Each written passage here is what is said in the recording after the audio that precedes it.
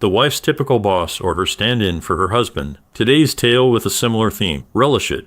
You can exist for a prolonged period with the assurance that your life is progressing serenely and smoothly, and the only inconvenience in your life is a sluggish iPhone.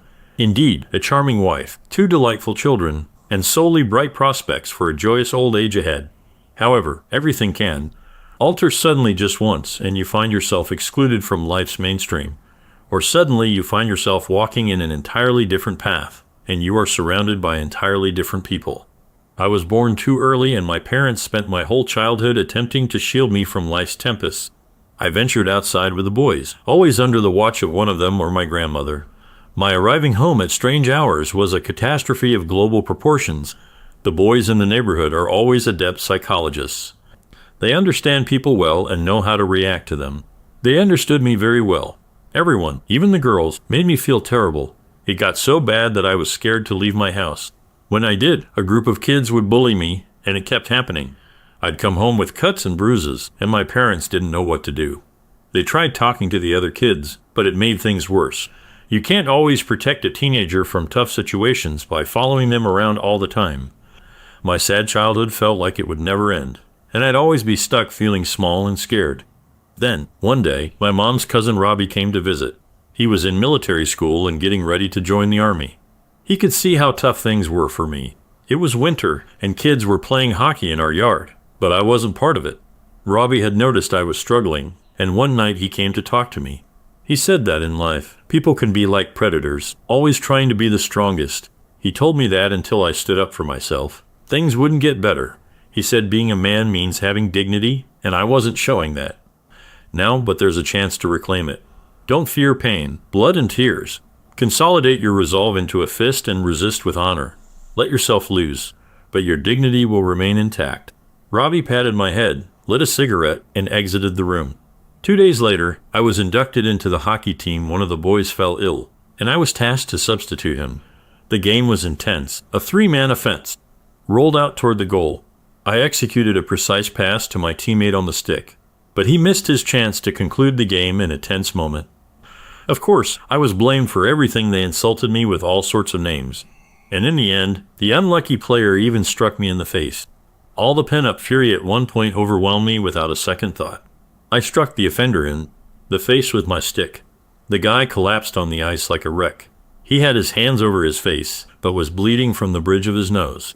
I grabbed the stick and looked around at the others. Everyone stood in silence until one of the guys said, "It's your own fault, man. Elton had nothing to do with it."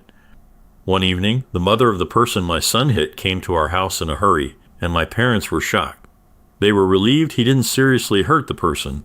Uncle Robbie made a grim joke about it. After that, everything changed for me. No one insulted or bullied me anymore. I felt like part of the group. I joined different activities, learned a bit of music, and played hockey. Uncle Robbie, who was in the Army, took me to a martial arts class during one of his visits. He said I might not become a great athlete, but I'd learn to protect myself and others. That was the last time I saw him. 6 months later, Uncle Robbie was killed in a dangerous place, and it was the first time I felt such a big loss. The classes I took helped me learn how to control myself. I wasn't just learning skills, I was making progress. I even started competing in national competitions, but that wasn't my main goal. I went to a technical university and, after 5 years, became a mechanical engineer. But I didn't want to work in a factory. I was inspired by stories of heroism in the military. In my 3rd year of university, I met Sophie. She was a regular girl from a normal family, with blonde hair and brown eyes.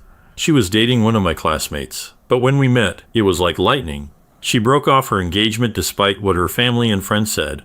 6 months later, we got married, and a year after that, we had twins, a boy named Robbie and a girl named Masha. I quickly got used to military life. I went to many dangerous places, even Africa, where I trained soldiers and artillery. I worked as a trainer for 6 months. One day, I got sick from drinking water I shouldn't have. I had hepatitis and had to go back home for treatment. I was in the hospital for a month, and my liver was really damaged. The doctor said I was lucky, but warned me about future problems. A year later, I got seriously hurt, so I had to stop serving in the military. I retired as a captain and had to adjust to civilian life. My wife was always there for me, even when I was in Africa. She never left my side, unlike some wives who take breaks from their husbands. I knew I had a loving woman waiting for me at home. As a civilian, I took some time to figure out what to do. Then I opened a shop where I fixed musical instruments and toys. It might not seem like much, but there's always a long line of people waiting for repairs. New instruments are expensive, but I offer affordable repairs. After 2 years, the shop became a company that made special guitars and luxury toys. Sophie worked as a doctor and made a lot of money at the regional diagnostic center.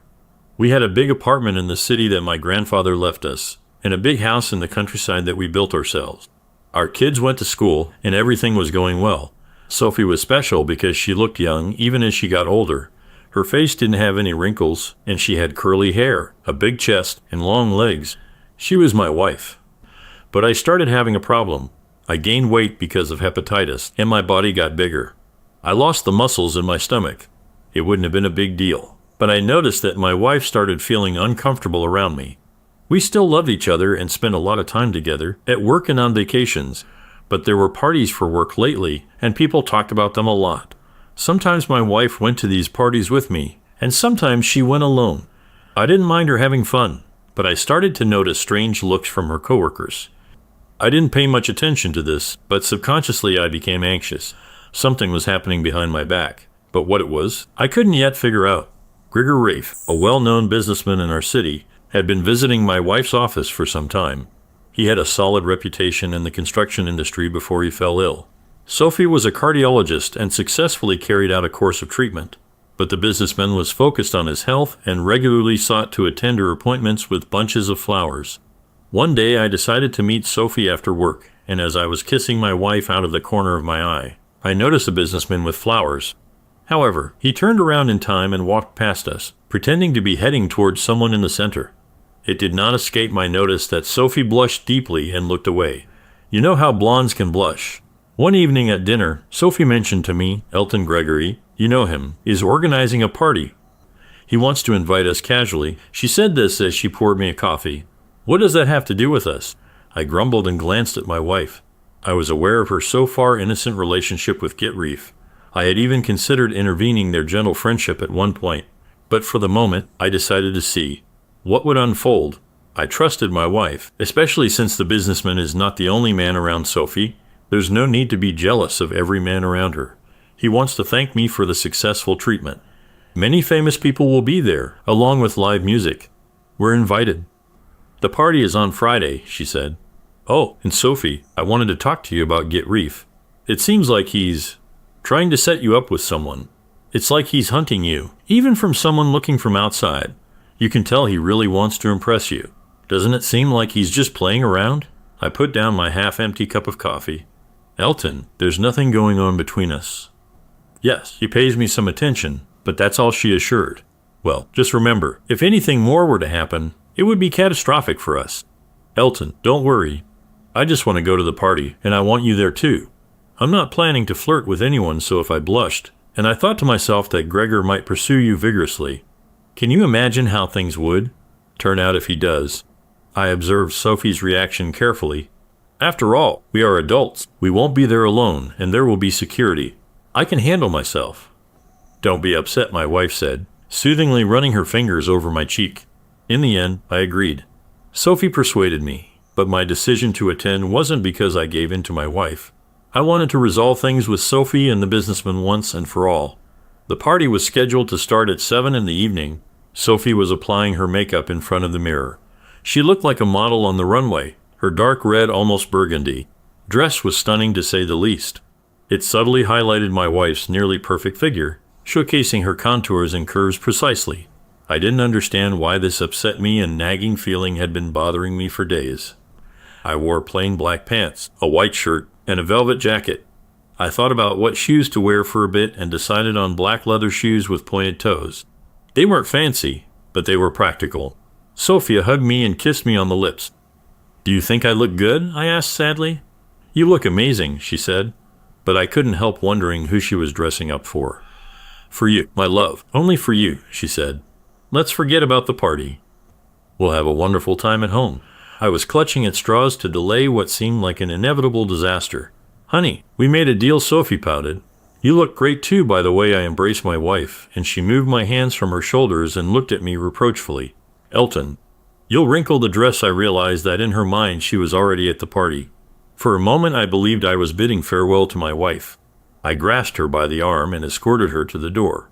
As I was making my way to the car, I managed to flick the light switch with my left foot, positioned just above my head, without altering my stance. Motions evaporated instantly, and I was prepared. We reached almost punctually. The gate was open, allowing us to drive unhindered to the parking area in front of the house. The valet approached quickly, but I did not entrust him with my vehicle. Instead, he pointed out the vacant spots. Without hesitating, I chose the last one to ensure an easy exit from the garage if needed. I operated purely on instinct. My unconscious mind and my not yet fully diminished military training served me well. I handed the valet some money and requested they not block my car, leaving a clear path. Sophie watched my actions with astonishment and worry. What's all this for? It seems like you're preparing for something terrible. Hey, calm down. Everything will be okay, I told my wife. But I didn't really believe it. I just shrugged. It's just a small precaution. We'll see how things go, I said vaguely. The important thing is that this party won't ruin our marriage. My wife's face went pale. It seemed like she knew something bad was about to happen. But what? Oh no, it's starting to go wrong already, I thought. But maybe it's not all bad yet. We walked up the steps to the front entrance. Just before we reached the door, Sophie turned to me. Elton, let's enjoy ourselves today. We don't want any problems. Let's relax and have a good time with nice company and good music. The door opened, and a young man asked for our last names. I told him our names. He scanned the guest list for a while before saying, Sophie Vyers, and a guest. His gaze shifted to me with a slight sneer. 2 people, please come in. Gentlemen, have a delightful evening. I looked at my wife, taken aback by with a guest like an unintended addition. A cold fury welled up inside me. Sophie gave me a strange look and squeezed my hand reassuringly as we entered. From the corner of my eye, I noticed a disdainful smirk on the lips of the guard at the entrance to the hall. We were greeted by Mr. Gary himself, who was accompanied by a young woman in a very short green dress. Her cropped black hair elegantly framed her tan face, and she exuded an aura of costly perfume. The host kissed my wife's hand. You are a miracle worker. I am speechless, then turned to me. You must be Elton. I've heard so much about you. Pleased to meet you. To you, I am just Boris. He extended his hand. I accepted it, and he began to squeeze. I reciprocated firmly, looking him in the eyes. I could tell he was in discomfort and was struggling to conceal it. That was enough of a hello. I relaxed my grip. There was a short pause. Then Boris smiled and greeted us, saying, Come in, friends. Make yourselves comfortable and chat with our other guests. He didn't introduce the person with him. Many people had already arrived, including some athletes and their partners, a couple of actors from a nearby theater, and some attractive women. Someone from the mayor's office was there too. I didn't know the others, and honestly, I didn't want to. I had other things on my mind. Sophie kissed me on the cheek and hurried off to the bathroom. I meandered near the buffet table, clutching a glass of soda. I took a slow sip, scanning the room. I had no intention of drinking alcohol that evening. I saw Sophie re-enter the hall. Boris approached her, taking her by the elbow. Sophie turned to him with a smile. Then she whispered something to him that made him shake his head in discomfort. He glanced around, saw his companion, and dismissed her with a wave. Someone placed their hand on my shoulder. I spun around to see the friend of the owner with a charming smile gazing at me. My name is Stella. Bring me some champagne, she requested. Indeed, she was quite attractive, though not as much as Sophie. I grabbed a champagne flute from the table and handed it to her. You're amazing, she exclaimed. Honestly, I wasn't in the mood for flirting today, so I merely mumbled the first thing that popped into my head. It was poorly timed, her approach. Wait, I realized as I saw Boris signaling to her. Okay, I understand, I thought. This woman appeared to be designated for me, ensuring I kept out of trouble that night. We chatted briefly, discussing trivial matters. She watched me intently. She looked at me intensely, showing she wanted more than just talking. I kept watching my wife while Stella talked to me. Sophie and the host were dancing and then went to the bar. Another couple I didn't know came up to Sophie, who seemed to be having a great time. She forgot she came with me. I see you're watching your wife, Stella said with a smirk. Don't worry about her. She's busy tonight, and Boris will keep her entertained. Look at me. I'm here for you. I wasn't surprised and just looked at Stella with a cold, unfriendly look. She shivered, seeming like she didn't care about romance. Probably not tonight, I thought as she quickly moved away and disappeared. I looked back at Sophie. She was dancing closely with Boris in a slow dance. There weren't many people on the dance floor, just two other couples. A small band was playing, and there was another couple nearby who I didn't know, being affectionate. My wife and the businessman were acting cozy, with him whispering in her ear and her leaning into him. It was clear Sophie was really into it, letting Boris hold her close and kiss her openly. I could tell Sophie didn't realize what she was doing. I knew it was time to step in, so I went on to the dance floor. Out of the corner of my eye, I saw two big guards coming towards us. I tapped Boris on the shoulder. He got annoyed but didn't let go of my wife. "Go away, you fool. Sophie is with me tonight," he said. "Uncle, don't get confused. She's my wife, so leave her alone," I said firmly. Boris held onto Sophie's hand and signaled to his guards. They came closer. I looked at my wife. She didn't try to let go of her new boyfriend's hand. "You tricked me." "We're leaving," I said firmly, "if you stay." I didn't need any more hints. I knew what was coming next. I was angry and needed to blame someone. "Elton, please, it's just one night," Sophie begged, almost in tears. "You want to sleep with him so badly you're willing to forget about me," I nearly shouted. The music ceased and my words echoed through the room.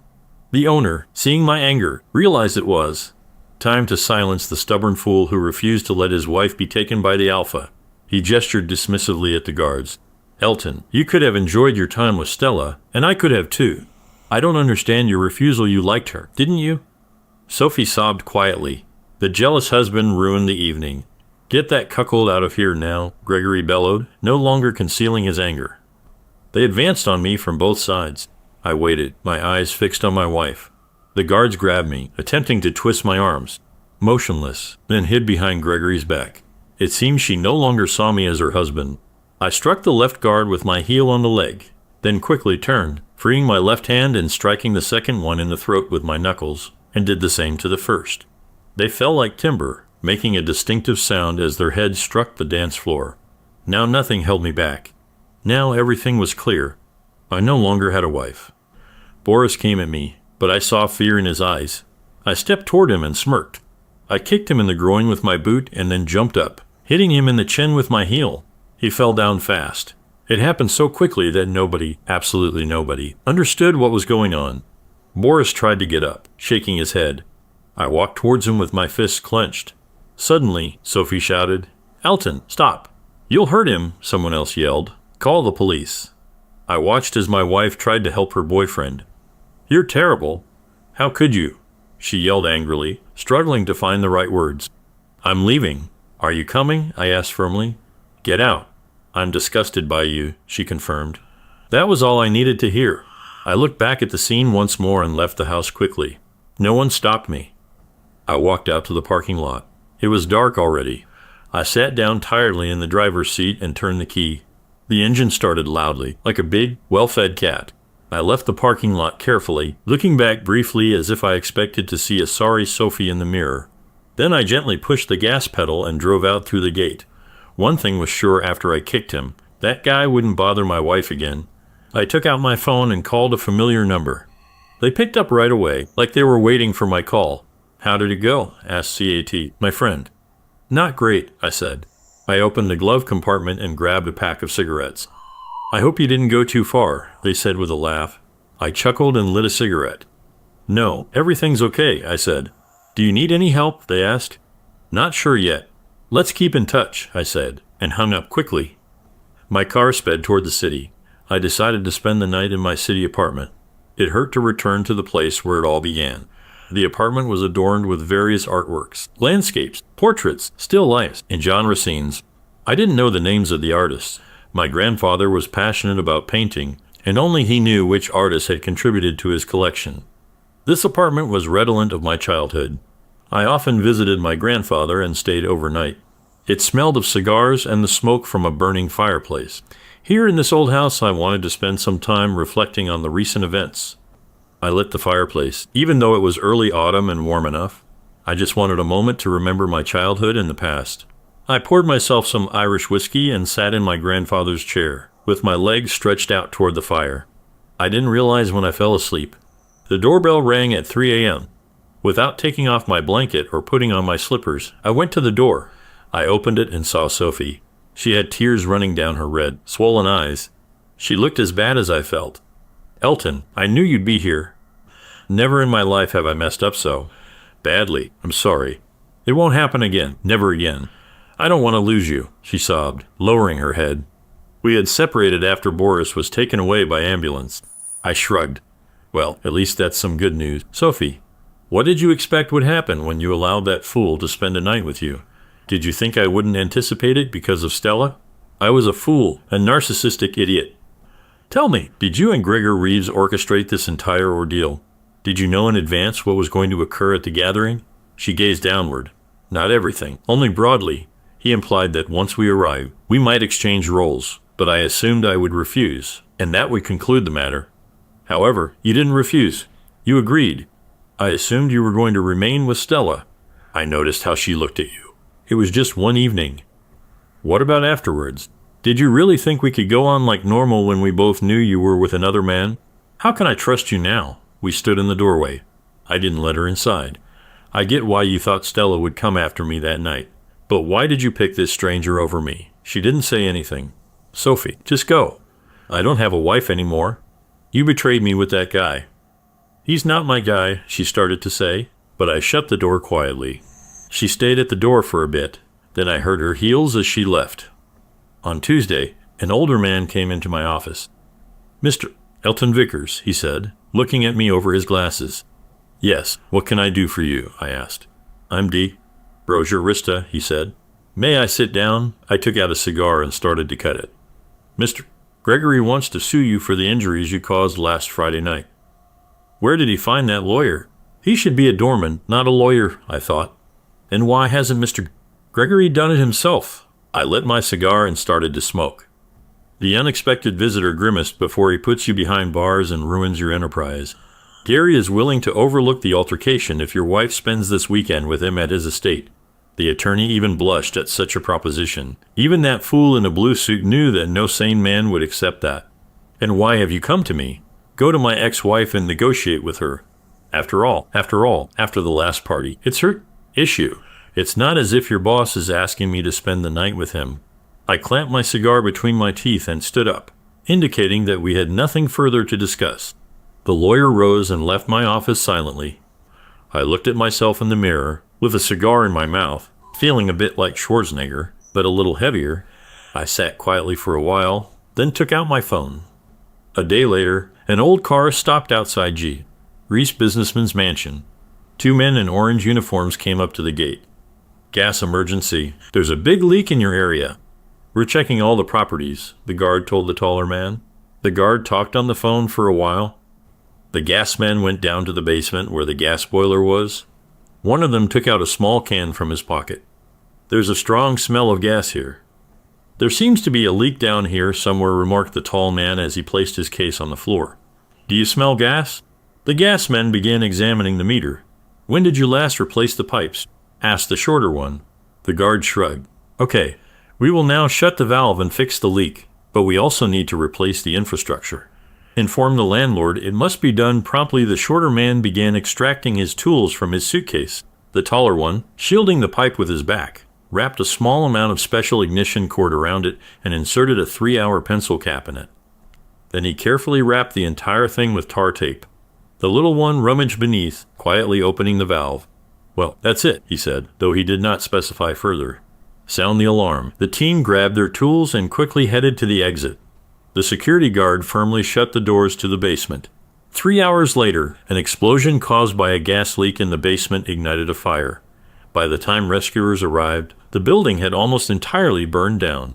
Fortunately, no lives were lost. Several security guards and the cook sustained minor burns. His warehouse of finished products was ablaze. Apart from construction, Mr. Ga also made custom furniture for special orders. But everything he prepared to send to customers got destroyed. The investigation found out that old wiring had caused a short circuit. To relax, the businessman hurried to Thailand for a special massage. But at the Bangkok airport, they found pills in his luggage. Now he's in a detention center, waiting for his trial. We don't know what will happen to him yet. I live alone in my apartment. Sophie keeps trying to make up with me, but I can't forgive her. I still remember her mean words. Get out. You make me sick. Oh, and I also donated some money to the Wild Geese Special Forces Veterans Club, where I've been a member for almost 10 years, but I haven't told anyone. You should keep it a secret too.